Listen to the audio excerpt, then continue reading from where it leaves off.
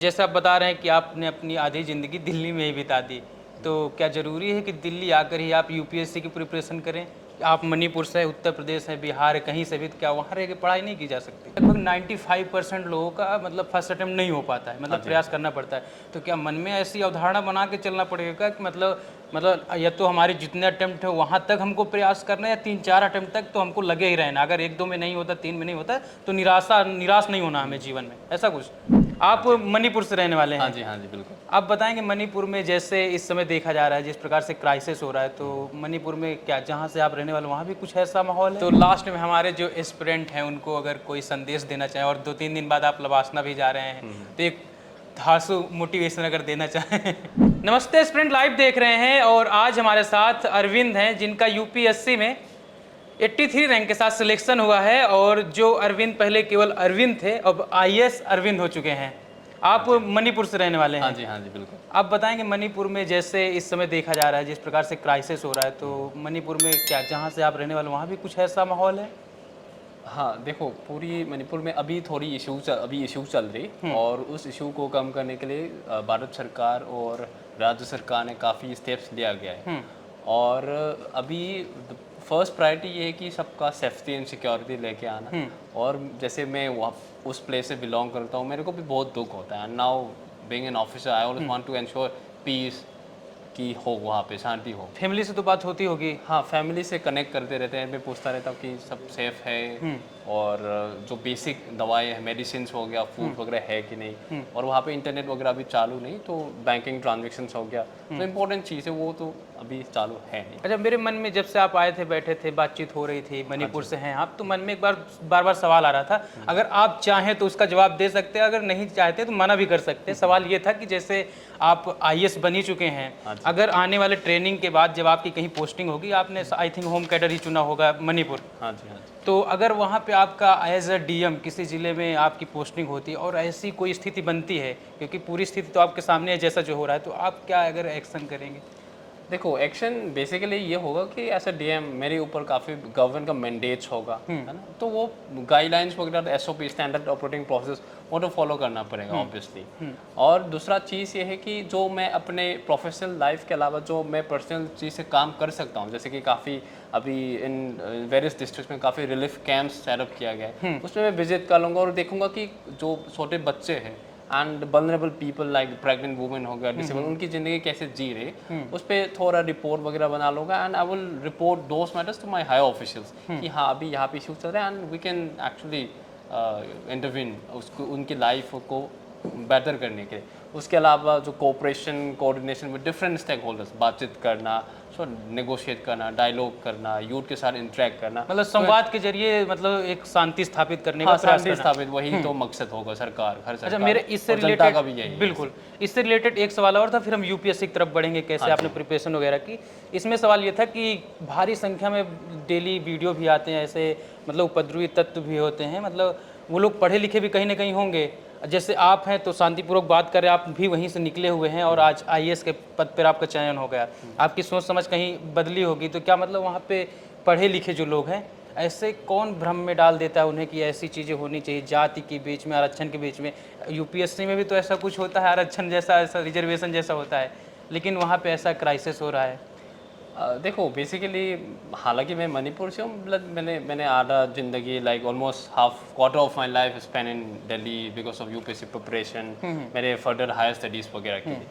तो ग्राउंड में जो भी इश्यू है वो तो है, एंड एवरीवन नोस कि हाँ इश्यू चल रहा है। बट पॉइंट ये है कि you know every even government common people सब चाहते हैं कि यहाँ पीस शांति हो जाए, और उसके लिए टाइम लगता है, and every government is doing in the right direction, और उस पर बस इंतज़ार करना है, ओनली। इंतज़ार करें, ठीक। जैसे आप बता रहे हैं कि आपने अपनी आधी ज़िंदगी दिल्ली में ही बिता दी, तो क्या ज़रूरी है कि दिल्ली आकर ही आप यूपीएससी की प्रिपरेशन करें? आप मणिपुर से, उत्तर प्रदेश है, बिहार है, कहीं से भी, तो क्या वहाँ रह के पढ़ाई नहीं की जा सकती? देखो इसमें काफ़ी डिफरेंट ओपिनियंस हैं। जैसे मैं दिल्ली आया था, मैं अपने ग्रेजुएशन के लिए 12वीं के बाद, क्योंकि मुझे लग रहा था कि हमारे वहाँ पे बोलते हैं कि भाई दिल्ली चलो पढ़ाई के लिए, बस that is one kind of नहीं, वही मैं पूछ रहा था कि क्या is the political capital of the country, obviously बात है। अगर आप कई दूसरे राज्य से होते तो आपको भी होगा कि हाँ मुझे एक बार दिल्ली तो जाना है। बिल्कुल। और यूपीएससी की प्रिपरेशन के बारे में बताऊँ तो हाँ, यहाँ पे मटेरियल वगैरह अच्छा मिलता है, बट मैं वही बता रहा कि मैंने 2019-20 अपने घर से तैयारी किया था, घर से ही दिया था मैंने, और बस वहाँ पे दाई नंबर में रह गया था। और मुझे लग रहा था कि हाँ कुछ जैसे मैं रूरल इलाके से हूँ तो नेट कनेक्टिविटी का कभी बार थोड़ा इश्यूज हो जाता है, और उसका मटेरियल वगैरह एक्सेस करना और कोचिंग्स वगैरह, यहाँ पे मुझे एक स्कॉलरशिप मिल गया था, मुझे लगा हाँ, और मेरे बड़े भाई जो है वो एयरफोर्स में था, तो वो भी वहाँ पे पोस्टिंग मिल गया था, तो मुझे लगा हाँ एक बार जाके तैयारी करनी। कहीं ना कहीं मन में एक अवधारणा बन जाती है कि दिल्ली में ही सारी चीज़ें अवेलेबल हो पाएंगी, कोचिंग वगैरह ढेर सारे मटेरियल पढ़ने के लिए, तो वो चीज़ ठीक है। अगला सवाल था कि कई बार बैकग्राउंड भी मैटर करता है कि आप कैसे बैकग्राउंड से आते हैं, तो ऐसा भी कुछ होता है क्या, और आपका बैकग्राउंड कैसा था? हाँ देखो मैं उस बैकग्राउंड मैटर कतई नहीं करता, ये तो बोलूँगा, क्योंकि मैं बहुत हम्बल से बैकग्राउंड से है ना, कोई rich family and I think गरीबी अमीरी ये सब चीज़ें, ऐसा कुछ मैटर करता है? देखो मैटर नहीं करता, क्योंकि यूपीएससी इज एंटायरली एक Q&A प्रोसेस है ना, वो क्वेश्चन पूछ लेंगे, सही जवाब दे देंगे, आंसर मार्क्स मिल जाएगा, बस वही है ना। मेरा एजुकेशन बैकग्राउंड काफ़ी एवरेज था, 78%, 86, बस इतना ही था, ठीक है। और I am not from very rich family, middle class, lower middle class भी मान के चलो है ना। पापा गुजर गया था when I was just 5 years old and widow mother raise किया, भाई ने हेल्प किया, बस वही मैटर कतई नहीं करता। फैमिली बैकग्राउंड ये सब बस मेहनत करो अच्छे से, तैयारी सही दिशा में करते रहो, बस इतना ही। और जो यूपीएससी ने सवाल पूछा उसका सही जवाब दे दो, बस बात तो वही है ना। बिल्कुल बिल्कुल बिल्कुल। लाइफ में यूपीएससी का चैप्टर कब जुड़ा आपके कि हाँ मतलब ऐसा कुछ करना चाहिए, बनना है कुछ? देखो दिमाग में तो था कि कि पब्लिक सर्विस कुछ करना है, लेकिन इतना ज़्यादा नॉन एक्सपोजर नहीं था कि हाँ कि ऐसे माध्यम होती है जनता मतलब पब्लिक सर्विस देने के लिए। एंड जब दिल्ली आया था तो थोड़ा एक्सपोजर मिल गया कि दिल्ली में जो एक्सपोजर मिलती है, एंड काफ़ी सीनियर्स लोग से इंटरेक्ट किया, और 2-3-4 ऐसे थे जो सेम मेरे होम टाउन से सिलेक्शन हुआ था, तो उन लोग से अप्रोच किया मैंने, तो धीरे धीरे वो मन में रह गया था। और एंड मेरा भी फिलॉसफी है कि और मेरे मदर ऑब्वियसली, तो she is one of the leader in एक सेल्फ हेल्प ग्रुप का स्टार्ट करते, तो they also interact with lot of civil servants, young officers के साथ, तो मैंने देखा कि हाँ ग्राउंड में बहुत सारी इम्पैक्ट कर सकते हैं, तो उस चीज़ को लेके मैंने थोड़ा खुद सा भी रिसर्च किया, and then I started a आज आप प्रोफेशन। आईएएस बन गए। हाँ जी बिल्कुल। अच्छा एक सवाल और था कि जैसे कोचिंग आपने कहीं कोचिंग ली थी? हाँ, कोचिंग ऑफलाइन लिया था मैंने, आपने- ऑफलाइन ऑनलाइन लिया था, ऑनलाइन ऑफलाइन मैंने ऑप्शन का लिया था, हाँ। और ऑनलाइन मैंने राउस का QIP प्रोग्राम था, क्वालिटी इंप्रूवमेंट प्रोग्राम। इसमें क्या होता था कि वो लोग टेस्ट सीरीज भी प्रोवाइड कर रहा था, और साथ ही साथ उस टेस्ट सीरीज का वीडियो डिस्कशन, डाउट सेशन वगैरह वो स्कॉलरशिप में मिला था उनमें फ्री में। तो यूट्यूब वगैरह में वीडियो देखते रहे होंगे हाँ जैसे? बिल्कुल बिल्कुल। एक सवाल था इसमें से कि जैसे अगर कोई कोचिंग ना करे ऑफलाइन, हाँ जी। और ऑनलाइन कोचिंग भी ना खरीदे, तो क्या यूट्यूब के जरिए वो क्रैक कर सकता है क्या यूपीएससी? ऐसा YouTube कुछ के है? जरिए? इतना मटेरियल है क्या? देखो काफ़ी ऐसे लोग हैं जिन्होंने सेल्फ स्टडी के दौरान ही क्रैक किया हुआ है, ठीक है। तो और अगर आपके पास एक मेंटर है ना, जैसे मान लो आपने कोई कोचिंग नहीं लिया है ना, और यूट्यूब वगैरह वीडियोस और जो PDF मटेरियल जो राजेंद्र नगर में मिलती है ना, प्रिंट आउट कॉपीज, वो रेफर किया, और आपके पास कोई सीनियर है जो आपको गाइड कर सके सही दिशा में, या फिर कोई मेंटर है, जैसे मेरा मेंटर था उत्कर्ष शुक्ला, जो इंटरव्यू के टाइम में बहुत हेल्प किया उन्होंने, और मैं इंटरव्यू भी बहुत अच्छा किया, 193 नंबर लेके आया था, और उस वजह से मेरा रैंक भी थोड़ी। मैं इस पर भी बात करूंगा। हाँ, तो है, तो अगर ये है आपके पास, तो आई डोंट थिंक कि आप कोचिंग नहीं लिया तो सिलेक्शन नहीं हुआ, ऐसे तो है नहीं वैसे। कई बार हम लोग इंटरव्यू कर रहे हैं लोगों के, तो उत्कर्ष जी का बार बार लोग नाम ले रहे हैं। हाँ जी, हाँ। अगर उनके बारे में थोड़ा बताना चाहें। देखो Utkarsh ji he is a very young mentor, है ना, जस्ट लाइक हमसे हाँ, 3-4 मैं साल देखता हूँ उनकी ऊपर होगा। फोटोज, तो आप ही के इसके कुछ दिखते हाँ, हैं हाँ, वो। बिल्कुल बिल्कुल। तो वो I think he just started a new initiative called mentors connect, and कुछ एक यूट्यूब चैनल भी खोल रखा है उन्होंने, IS मेंटर सर्कल करके। और वो उनका ना एक यूनिक उनका USP ये है कि काफ़ी एक इमोशनल कनेक्ट देती है एस्पिरेंट के साथ। जैसे मान लो हम सिलेक्शन हो गया, अब सिलेक्शन के बाद भी फिर भी कनेक्ट रहते हैं हम, जैसे बड़े भाई की तरह, नॉट लाइक Officers। हाँ, not like officer, not like a teacher की तरह। और हम अपना पर्सनल चीज़ भी शेयर करते हैं उससे, तो थोड़ा मज़ा आता है। और जो UPSC के जो लॉन्ग मैराथन एग्जाम भी बोलते हैं इसको, लॉन्ग मैराथन जर्नी में जो हमको कभी कभार अप एंड डाउन जो होती, उसमें ऐसे बात करना, एग्जाम के बारे में चीज़ें शेयर करना, इसमें बहुत हेल्प होती है वैसे। अच्छा और एक सवाल था कि जैसे कई बार प्रिपरेशन तो करते हैं, सबकी अलग अलग समस्याएं होती हैं, तो प्रिपरेशन दौरान ऐसा आपको कुछ लगा जो समस्या कि हाँ आगे ठीक होनी चाहिए UPSC से रिलेटेड, मतलब गलतियाँ वगैरह? हाँ। अच्छा, हाँ, मैं वही था कि 2020 में मेरा जो GS1 था मेरा बहुत अच्छा स्कोर था। मैंने वही CSAT पे थोड़ा इग्नोर कर लिया मैंने, टाइम मैनेजमेंट का इशू हुआ था। अगेन 2021 में मैंने ज़्यादा जीएस में मुझे लगा थोड़ा ओवर कॉन्फिडेंट हो गया था, तो उसकी वजह से मैं उसमें थोड़ा देर नंबर में रह गया था 1.5 मार्क्स में। तो बेसिकली बात ये कि इग्नोर कर लिया था मैंने, जो कि मुझे करना नहीं चाहिए था। और लास्ट अटैम्प्ट जो कि 2022 में जो सिलेक्शन हुआ था उसमें मैंने बहुत अच्छे से तैयारी की और मैंने एक शॉर्ट एनालिसिस किया खुद का कि मेरा स्ट्रेंथ क्या है, वीकनेस क्या है, और उस वीकनेस को कम करने की कोशिश की। जो स्ट्रेंथ है मैंने थोड़ा और इम्प्रूव करने की कोशिश भी की, और and hopefully by God's grace and everyone's blessing हो गया। आई थिंक आपका ये 4th अटेम्प्ट था? हाँ जी, 4th अटेम्प्ट, फर्स्ट मेंस और पहला इंटरव्यू। हाँ, तो ये सवाल था कि लगभग 95% लोगों का मतलब फर्स्ट अटेम्प्ट नहीं हो पाता है, मतलब प्रयास करना पड़ता है।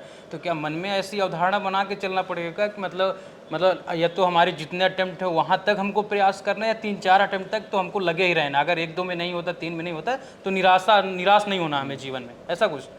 देखो, अटेम्प्ट बाउंड करके प्रिपेयर करना बहुत अच्छी चीज़ होती है। एक्चुअली वो दिमाग फोकस रहता है कि हाँ मैं फर्स्ट अटेम्प्ट में निकलूंगा, सेकेंड, तो वो actually directs your mind towards that focus and energy वगैरह। तो बेसिकली वही है कि 3-4 आई थिंक देनी चाहिए, और आपकी प्रीवियस अटेम्प्ट से ही तो पता चलता है ना कि हाँ मैं इतने लेवल में आ चुका हूँ और बीच में नहीं छोड़ना। जैसे मैं अपना को बता देता हूँ, मैंने बताया था कि 2019 में जो दिया था मेरा पहला अटेम्प्ट, ठीक है वो मैं एक्सेप्ट करता हूँ, मैंने तैयारी अच्छे से की नहीं, क्योंकि सितंबर से ही मैंने पूरा फुल फ्लेजेड प्रिपरेशन स्टार्ट किया था, और एग्ज़ाम हुआ था जून को हुआ था, तो नहीं था वैसे, वो तो ठीक है। तो जब 2020 में मैंने दिया तो जीएस में अच्छा रहा था, तो कॉन्फिडेंट था हाँ 2-3-4 और देते हो तो अच्छा रहेगा। तो ये चीज़ें ना खुद से इंट्रोस्पेक्ट करने के बाद पता लग जाता है, and that is the goal that every person has to make, कि कंटिन्यू करनी चाहिए या फिर छोड़ देनी चाहिए। अच्छा, लास्ट में क्वेश्चन था, लगातार यूपीएससी में सीसैट होता है, एक अहम भूमिका निभाता है कि मतलब आगे जाने के लिए आपके लिए, तो लगातार उससे संबंधित प्रोटेस्ट भी हो रहे थे। तो आपने 4 अटेम्प्ट दिए, चौथे में क्लियर कर लिए, उसके पहले भी 3 अटेम्प्ट दिए, तो उन अटेम्प्ट के दौरान आपने भी प्रोटेस्ट वगैरह कभी ज्वाइन किया था? नहीं, मैंने कोई प्रोटेस्ट ज्वाइन नहीं किया था, और मैंने जो मेरे कहने का मतलब ये सवाल ये था कि आप उसके पक्ष में है, मतलब कि नहीं कि सीसैट हटना चाहिए, कुछ उसमें बदलाव होना चाहिए, ऐसा कुछ? देखो, ये चीज़ तो I think this should be decided by UPSC, which is the authority. नहीं, वो तो हमारे आप जो यूपीएससी प्रिपरेशन करते हैं उन्हीं के थ्रू डिसाइड होगा ना कि वो क्या चाहते हैं, ये चीज़।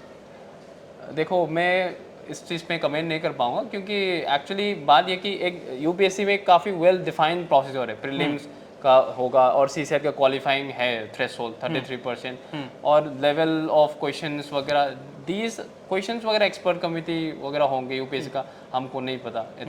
और यूपीएससी एग्जाम काफ़ी वेरी ट्रांसपेरेंट प्रोसेस है, तो उस पर विश्वास रखनी चाहिए, एंड बिल्कुल देश की जिम्मेदार और प्रतिष्ठित परीक्षा है, अपने एंड से तो जो भी प्रिपेयर कर सकते हैं वो तो करनी चाहिए। बिल्कुल। तो आप ज़्यादा जानते होंगे इसमें कि जी बिल्कुल।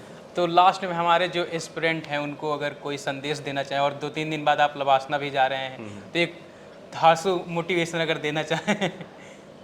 देखो, लास्ट मैसेज ये है कि मेहनत कम होनी नहीं चाहिए, और सेकेंड है कि डजेंट मैटर कि आप कहाँ से आते हैं, कौन से बैकग्राउंड से आते हैं।